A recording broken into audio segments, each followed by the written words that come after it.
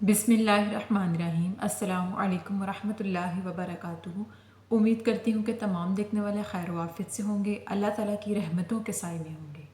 तो मेरा उन्वान अहादीस नबी सल्लल्लाहु अलैहि वसल्लम मौजू चल रहा था नमाज का बयान, जिसका हवाला बुखारी शरीफ की किताब। तो आज की हदीस है कि सहाबी हज़रत अनस रज़ियल्लाहु तआला अन्हु बयान करते हैं कि एक मरतबा रसूलुल्लाह सल्लल्लाहु अलैहि वसल्लम ने इशा की नमाज आधी रात को पढ़ी और फरमाया कि ऐसा लगता है जैसे दूसरे लोग नमाज पढ़कर सो गए हों।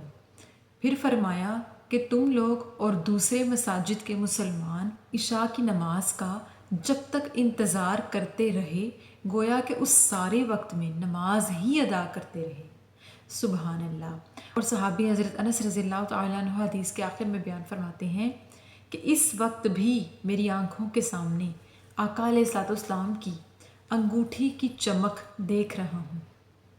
इस हदीस मुबारक की वजाहत ये कि एक मरतबा रसूलुल्लाह सल्लल्लाहु अलैहि वसल्लम ने जब इशा की नमाज को आधी रात के दरमियान में पढ़ा, यानी रात के पिछले पहर में अदा किया, तो देखा कि इर्द गिर्द के लोग सो रहे हैं, यानी मस्जिद ही में कुछ लोग सो रहे थे जो कि इशा की नमाज की इंतज़ार करते करते सो गए। तो आका अलैहिस्सलाम ने उन लोगों से फरमाया जो कि जाग रहे थे, उनसे फरमाया कि ऐसा लगता है कि ये लोग इशा की नमाज पढ़कर सो गए होंगे, और दूसरी मसाजिद के लोग और तुम लोग जो कि इशा की नमाज का इंतज़ार कर रहे थे कि रात के पिछले पहर में पढ़ी जाएगी, तो उनके लिए उतना ही अजर है जितना कि नमाज पढ़ने का अजर होता है। क्योंकि जब तक कोई शख्स नमाज का इंतज़ार करता रहता है, नमाज की खातिर सोकर जागता है, तो गोया वो नमाज ही में शुमार किया जाता है, नमाज ही का अजर उसको मिलता है। तो आका अलैहिस्सलाम ने अपने सहाबा किराम से फरमाया कि तुम लोग जो कि रात के पिछले पहर नमाज पढ़ने की खातिर जाग रहे थे या इंतज़ार करते करते सो गए कि पिछले पहर उठकर पढ़ेंगे, तो गोया उस सारे वक्त में तुम लोगों ने नमाज ही अदा की। सुबहान अल्लाह। तो कोई भी शख्स जब नमाज के लिए जागता है या नमाज के लिए जाता है या नमाज के इंतज़ार में बैठता है या मस्जिद में जाकर जमात का इंतज़ार करता है, तो उस वक्त तक उसको नमाज जितना ही सवाब दिया जा रहा होता है। तो उस वक्त कुछ लोग ऐसे थे जो कि मस्जिद में इशा के वक्त चले जाया करते और इशा की नमाज की इंतज़ार में कि किस वक्त इमामत हो, किस वक्त आका अलैहिस्सलाम नमाज की इमामत करवाएं और हम नमाज के लिए खड़े हों। तो कुछ लोग इशा की नमाज का इंतज़ार करते करते सो गए, जिसकी वजह से आका अलैहिस्सलाम ने उनसे फरमाया कि जो लोग इशा की नमाज का इंतज़ार करते रहे वो नमाज ही में थे, गोया कि वह नमाज ही अदा कर रहे थे। और इशा की नमाज का वक्त रात के पिछले पहर तक इसलिए है क्योंकि इशा की नमाज के फ़ौरन बाद कोई और नमाज नहीं होती, यानी पूरी रात के बाद अगले दिन फजर होती है, इसलिए इशा की नमाज में तख़ीर हो जाया करती है। और एक और हदीस मुबारक में आका अलैहिस्सलाम ने फरमाया कि अगर मेरी उम्मत के ऊपर मुश्किल ना होती तो मैं इशा की नमाज को फ़ौरन पढ़ने का हुक्म देता,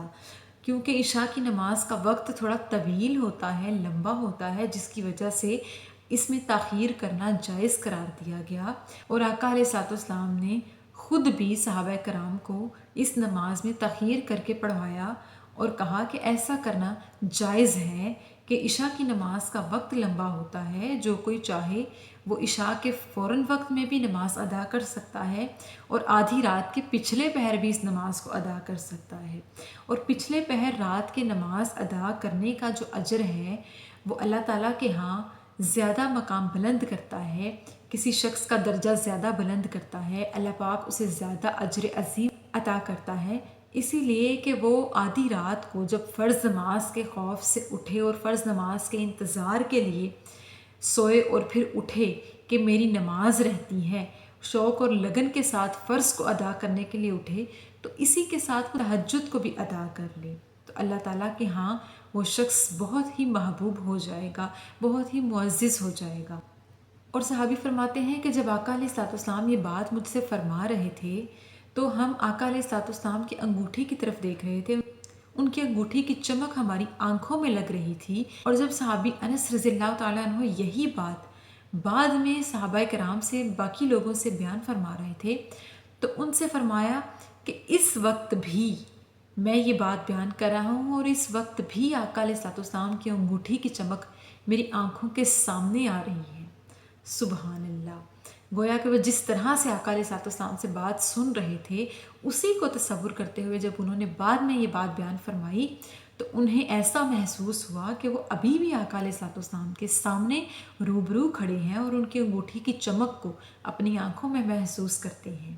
سبحان اللہ! تو ہم میں سے بھی اگر کوئی شخص عشاء کی نماز میں تاخیر کرنا چاہے تو کر سکتا ہے، کیونکہ ایسا کرنا جائز قرار دیا گیا، اور اگر عشاء کی نماز کے فوراً بعد کوئی اور نماز ہوا کرتی تو عشاء کی نماز کو فوراً ادا کرنے کا حکم دیا جاتا، لیکن سب سے محبوب ترین عمل اور اللہ تعالیٰ کا پسندیدہ عمل یہ ہے کہ ہر نماز کو فوراً سے اذان ہوتے ہی ادا کر لیا جائے۔